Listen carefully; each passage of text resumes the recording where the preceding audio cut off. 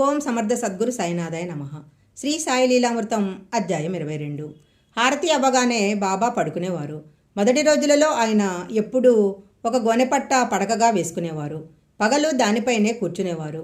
కొంతకాలానికి భక్తులు సమర్పించిన దుప్పట్లు ఒకదానిపైన ఒకటి తామే పరుచుకొని పడుకునేవారు. కానీ క్రమంగా ఆ సేవ భక్తులే చేయసాగారు.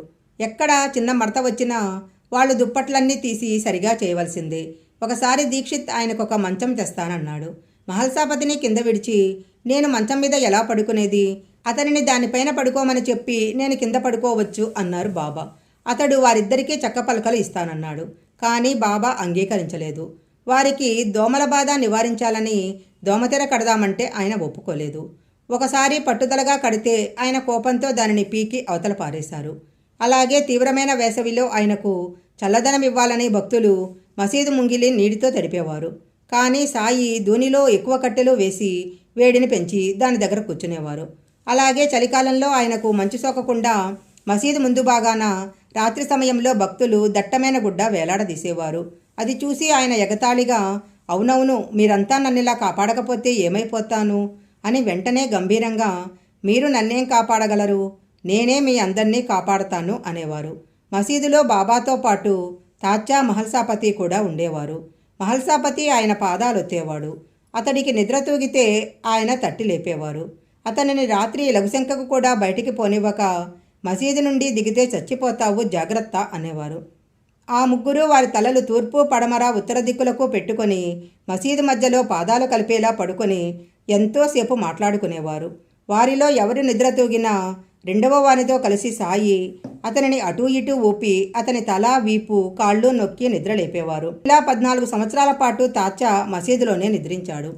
అతడి తండ్రి మరణించాక మాత్రమే ఇంట్లో పడుకునేవాడు. అతడు ఈ విషయాన్ని గురించి ఇలా చెప్పాడు. నేను, మహల్సాపతి, బాబా మసీదులో పడుకునేవాళ్ళము. అప్పుడు రాత్రి 9:30 గంటలయ్యేది.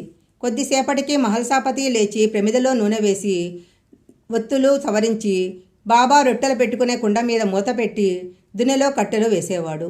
నేను పగలంతా కష్టం చేయటం వలన నా ఒళ్ళు నొప్పులుగా ఉంటుందని గమనించి నాకు నిద్ర పట్టాక మహల్సాపతితో కలిసి నా ఒళ్ళు, కాళ్ళు, చేతులు పిసికేవారు.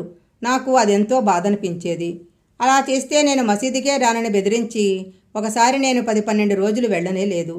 బాబా బాధపడి దూరాన వెళుతున్న నన్ను కేకేసేవారు. ఆయనతో నాకెట్టి సంబంధమూ లేదని సైగలతో చెప్పి వెళ్ళిపోయేవాణ్ణి. బయాజా మామీ కొడుకును గనక ఆయనకు నాపై ఎంతో ప్రేమని నచ్చజెప్పి కాకాసాహెబ్ నన్ను మసీదుకి తీసుకెళ్లేవాడు.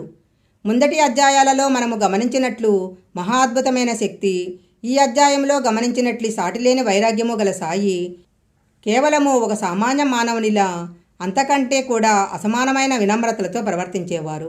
కొన్ని సమయాలలో మహల్సాపతి తాచా వంటి భక్తులతో చెలగాటమాడేవారు. తాచా తలపాగా దాచేసి అతడు వెతుక్కుంటుంటే వినోదించేవారు. ఒక్కొక్కప్పుడు దానిని తామే ధరించి అతనిని నడక చక్కగా అనుకరించేవారు. తాచా కూడా సాయిని ప్రేమగా మామా అని పిలిచేవారు. వాళ్ళిద్దరూ నిజంగా మామా మేనల్లుడిలా మసులుకునేవారని ప్రధాన్ వ్రాశాడు. అలానే మసీదులో ఆ ఇద్దరే ఉన్నప్పుడు బాబా మహల్సాపతి కాళ్ళు పిసికి అతడు వారిస్తే, పర్వాలేదులే, మనిద్దరం ఒకటే, అందరూ నన్ను గొప్పవాడనుకుంటారు, కానీ అది నిజం కాదు, నేను నీలాంటి వాడినే అనేవారు. తాచా కూడా ఇలా చెప్పాడు. ఒకనాడు బాబా అకస్మాత్తుగా నా పాదాలు తాకారు. నాకెంతో బాధనిపించి, మీరిలా చేయవచ్చా అన్నాను. నోర్ముయ్, నీకేం తెలుసు అని చేతులు విడిపించుకొని మరలా నా పాదాలు తాకి నమస్కరించి జయదేవ జయదేవ అన్నారు. ఇలాంటి చనువు వల్లనే సన్నిహిత భక్తులు అప్పుడప్పుడు ఆయన మాటలకివ్వవలసిన విలువ ఇవ్వలేక కష్టాలకు గురి అవుతూ ఉండేవారు. ఒకసారి తాచా, బాబా శివరాత్రికి టాంగాలో జజురీ వెళ్ళి వస్తాను అన్నాడు. బాబా ఎందుకంత బాధ అన్నారు. అతడు, నువ్వెప్పుడు ఇంతే, అడ్డుపుల్ల వేస్తావు అన్నాడు. సాయి చిరాకుగా సరే పో అన్నారు. అతడు బయలుదేరిన కొద్దిసేపట్లో టాంగా బోల్తా కొట్టింది. అతడు గాయాలు తుడుచుకుంటూ మసీదుకి చేరగానే బాబా అతనిని చూసి నవ్వి, చెబితే బుద్ధి ఉండక్కర్లేదా, అడగడం ఎందుకు, వద్దంటే వెళ్ళడం ఎందుకు అన్నారు. అలాగే బాలబాటే కూతురు సాయిబాయి కోసము కాకా దీక్షిత్ మంచి పెళ్లి సంబంధం తీసుకొచ్చాడు. బాబాతో చెప్పగానే ఆయన, అంతకంటే ఆమెను అప్ప అనే వంటవాడికి ఇవ్వటం మేలు అన్నారు. సమయం చూసుకొని అతడు మరలా ఆ ప్రస్తావన తేగానే ఆయన చిరాకుగా, వాడికే ఇచ్చి చేసుకో పో, ఏడ్చుకో అన్నారు. తీరా వివాహం జరిపించాక 6 మాసాలలో ఆ యువకుడు మరణించాడు.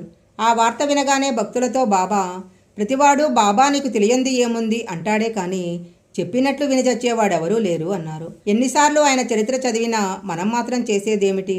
బాబా వైఖరిలో వేదాంతము చమత్కారము మేళవించి ఉండేవి.